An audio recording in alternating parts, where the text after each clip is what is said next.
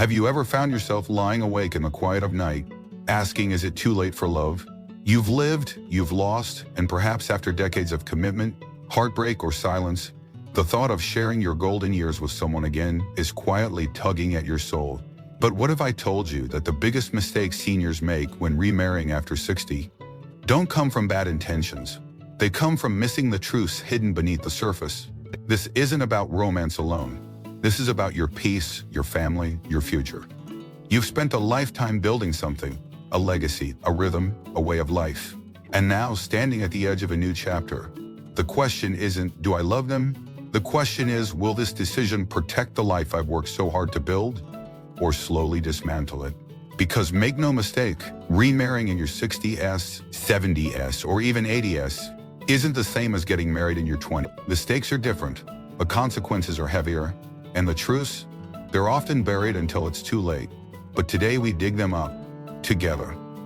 If you're here because you're considering remarriage, or you're supporting someone who is, this isn't just another video. This is a wake-up call grounded in real-life wisdom.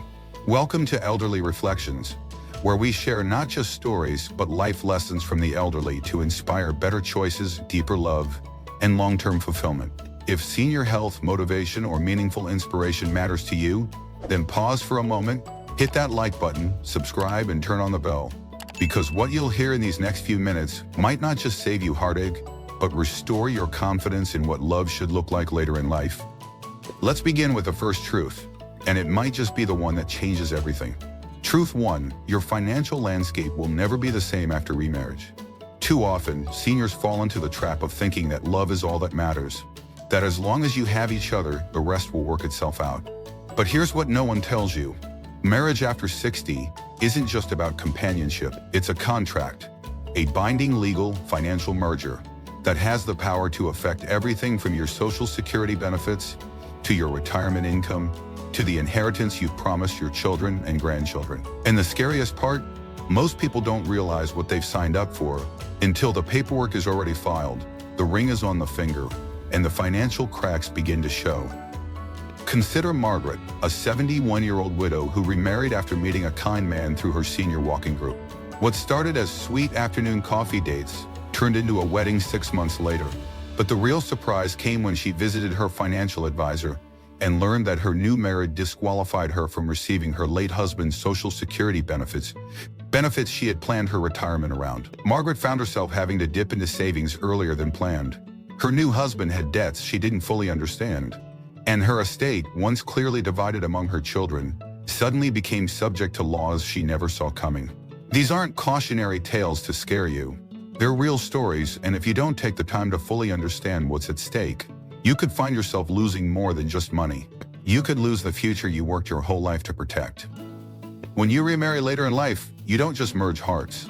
You merge tax situations, medical liabilities, and legal responsibilities.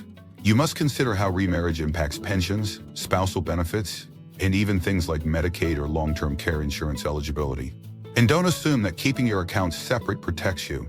In many states, marital assets are shared regardless of account labels. Even separate savings could be affected by laws regarding spousal rights to retirement funds or property. Then there's the question of estate planning.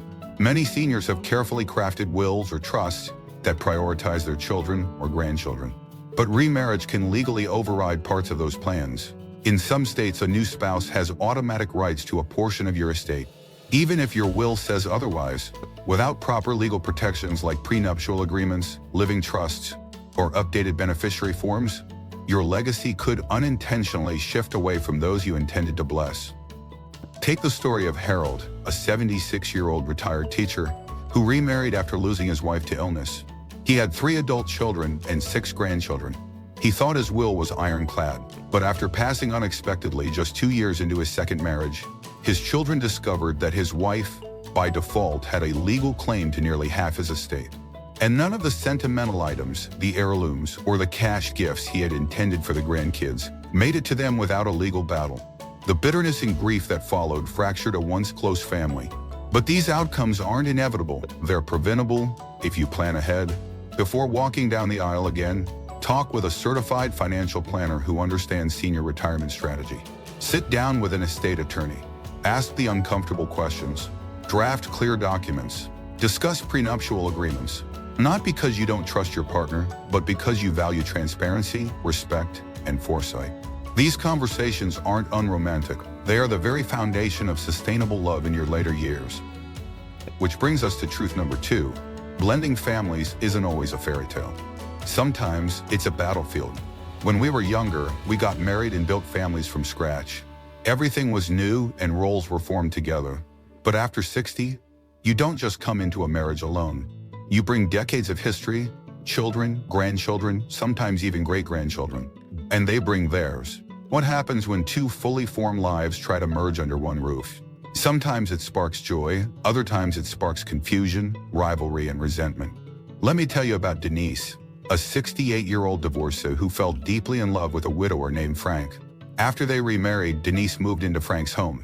Frank's daughter, who had lived in that house growing up and still hosted holidays there, was devastated. Not because she disliked Denise, but because it felt like her mother's memory was being replaced. Holidays became tense, estate planning discussions triggered suspicion, and what began as a hopeful new beginning quickly turned into years of tiptoeing, trying not to offend. Family dynamics after 60 are not simple. Adult children, even well-meaning ones, often view new spouses through the lens of threat, especially when it comes to inheritance, tradition, or emotional loyalty. They might ask questions like, is dad being manipulated? Or will this woman change the will? And often it's not about money, it's about memory, identity, the feeling that something sacred is being rewritten. The same can happen in reverse. Your new spouse might bring their own children into your life, and those kids may not see you as family, no matter how kind you are. You might feel like an outsider at holidays. You might even find yourself caught in a tug of war between loyalty to your own children and respect for theirs. It's not personal, it's generational, it's emotional, and it's solvable, but only if addressed early, honestly, and patient. The most important thing you can do is talk with your children, with your partner, with your partner's family. Set boundaries and expectations from day one. Discuss what will and won't change. With money, holidays, housing, healthcare decisions. Assure your children that they are not being replaced. Assure your partner's family that you come in peace. And more than anything, be prepared for the adjustment period. It takes time. It takes compassion. It takes listening. Let me ask you something personal. What do you believe marriage should feel like at this stage of life? When you were younger, maybe it was about building something, a home, a family, a future. But now, after decades of experience, loss, and growth, the definition of love has changed. You're not looking to build from scratch. You're looking to share. You're not chasing romance. You're craving connection. And yet, here's the uncomfortable truth. Most seniors step into remarriage without redefining what love means now. They carry emotional expectations from a past life into a new relationship, and then wonder why it doesn't feel right. If truth 1 and truth 2 were about protecting your financial and family future, truth 3 is about protecting your emotional peace, because the way we experience love after 60 is very different. And if you don't adjust your emotional compass, what starts as companionship can quietly become comfort. Think about it. By the time you're in your 60s, 70s, or 80s, you've built a rhythm. You have your routines. You know what mornings feel like. You have preferences, how you spend time, how your home is arranged, even how you deal with silence.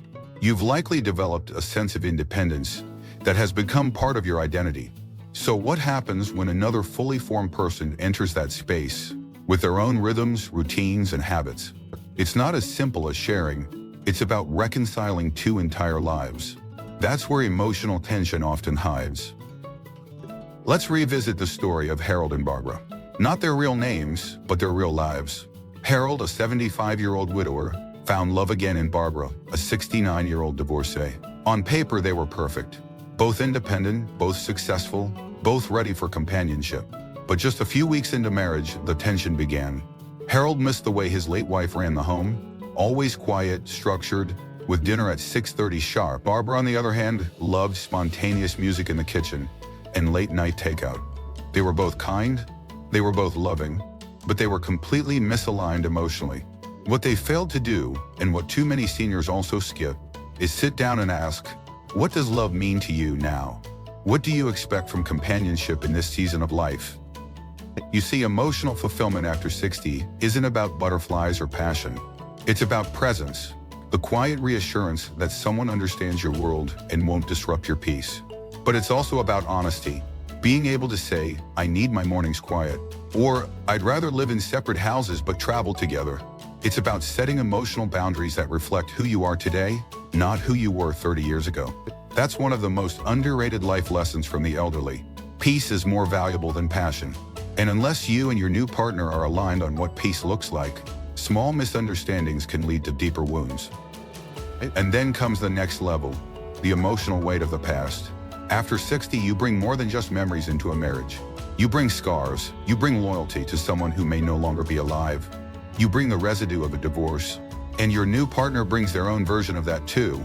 So what happens when one person still visits the gravesite of their late spouse every week? Or when another finds it difficult to say I love you again because they've said it once and it ended in heartbreak? These things matter. They shape how affection is expressed, how disagreements are handled, how holidays feel. This is why senior motivation must include emotional intelligence. Love is not just about what you feel, it's about what you understand. Barbara once shared that she was deeply hurt when Harold rarely touched her hand during walks, something her ex-husband used to do all the time. It made her feel unloved.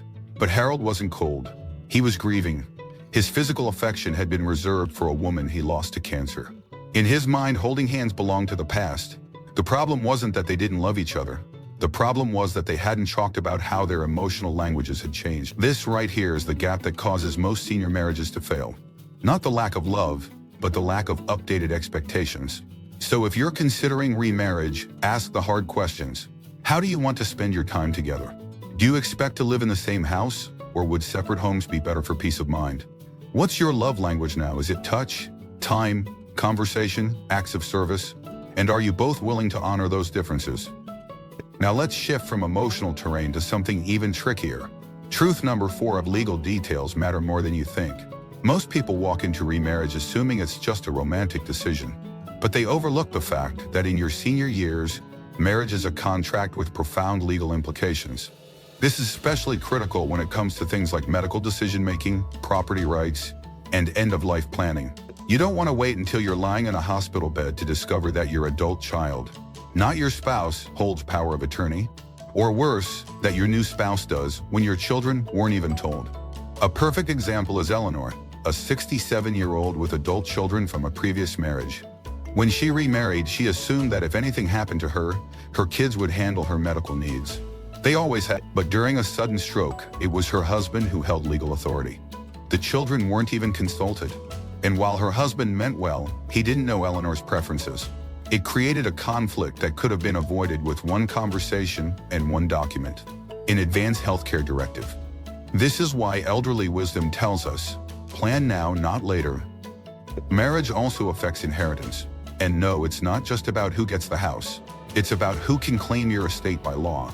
In many states, once you marry, your spouse becomes your primary heir, unless you create specific legal documents to say otherwise. This can override wills, trusts, even verbal agreements you've made with your children.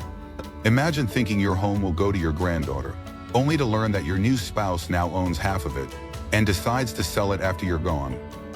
Let me clear, this isn't about distrust, it's about structure. Love thrives in clarity, legal clarity, emotional clarity, financial clarity.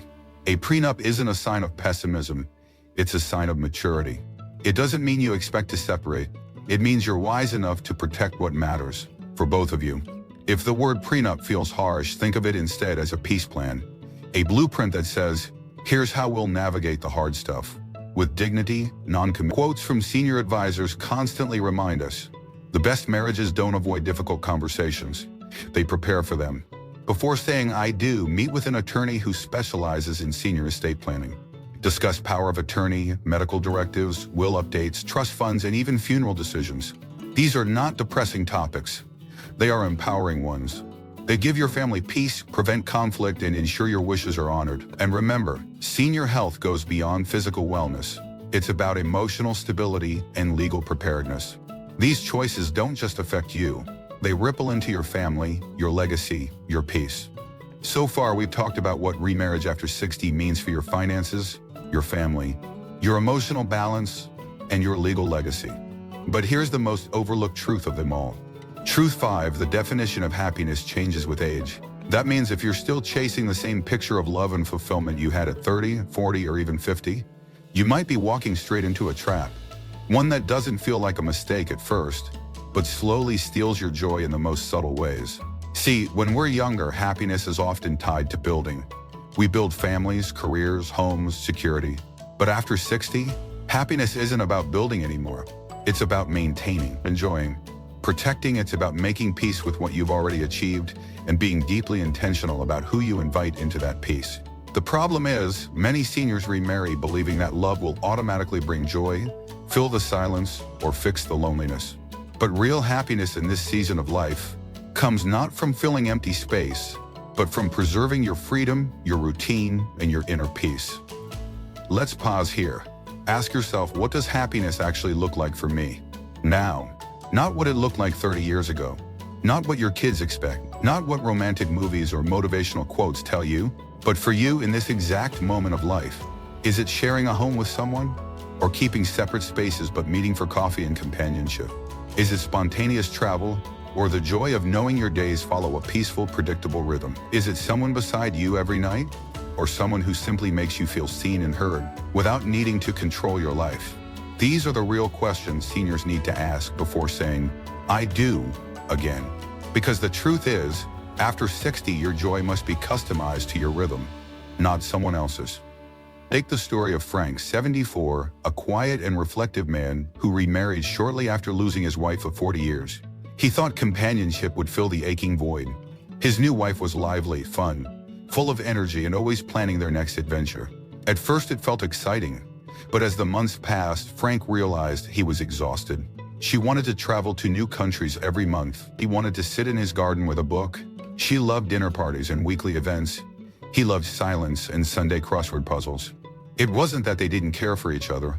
They just had very different versions of what joy looked like. And Frank, in trying to make her happy, slowly lost touch with the version of happiness he had carefully cultivated during his years alone. He realized too late that he had traded his peace for companionship, and now he missed the silence more than he had missed another person. That's the silent heartbreak of remarriage no one talks about. You get so caught up in the beauty of being loved again that you forget to ask whether being loved this way actually fits who you've become. Elderly wisdom teaches us that sometimes the bravest thing you can do is admit that you're already complete. That the companionship you crave might not need to be marriage at all. It might be friendship, or travel, or a phone call every evening from someone who cares. One of the most profound life lessons from the elderly is this: loneliness is not solved by people, it's solved by alignment. And if your life isn't aligned with your values, no amount of affection will make you feel whole. So before you say yes to remarriage, take an honest inventory. Ask yourself, am I happy on my own? Do I truly enjoy my life, or am I hoping someone else will come in and fix it? Because if you are not content in solitude, marriage may amplify your discomfort, not ease it. And if you are content, you must ask, is this new relationship enhancing my peace or threatening it? There's no shame in realizing that traditional model of marriage may no longer serve your happiness. Some seniors are happiest with their own home, their own schedule, their own space, and someone to share experiences with occasionally. Others prefer the closeness, the daily rituals, the quiet partnership of living together. Both are valid, but you must know which one is yours. Here's something to remember. Motivation after 60 isn't about pushing for more. It's about protecting what matters. You don't need to prove anything to anyone. You've already lived 1,000 lives, raised families, built careers, survived heartbreak. The next chapter doesn't have to be loud. It just has to be true. And if marriage feels aligned with that truth, then walk into it with eyes wide open, a plan in place, and a heart ready to listen. But if it doesn't, then be brave enough to love yourself enough to walk alone. There is no shame in choosing independence over illusion. As one elderly reflection so powerfully put it, I learned late in life that peace isn't found in a wedding ring. It's found in knowing you don't have to change who you are to be loved. And now the final loop closes. At the beginning of this journey, we asked, is remarrying after 60 worth the risk? And the answer is, it depends. Not on your partner, not on your children, not even on your finances. It depends on you, on how well you understand yourself, on how clearly you define your boundaries, on how courageously you pursue peace instead of approval. The happiest seniors aren't the ones who married again. They're the ones who chose relationships of any kind that supported their health, their spirit, and their truth. Whether that was marriage, living apart together, or staying single with a circle of close friendships. They honored their lives by asking, "What does happiness look like for me now?" And they answered with clarity, not fear. So what now? If this video gave you clarity or sparked a conversation in your heart, let us know in the comments below. What does happiness look like for you after 60? We read every word, and your story might inspire someone else to choose peace over pressure. And if you haven't yet, be sure to like, subscribe, and turn on the bell, because on this channel, we don't just talk about marriage, we talk about wisdom, self-respect, and building lives that reflect our highest truths. That's what Elderly Reflections is all about. Because whether you're 61 or 91, the best decisions come not from fear, but from alignment. And sometimes the best yes you can give is the one you give to yourself.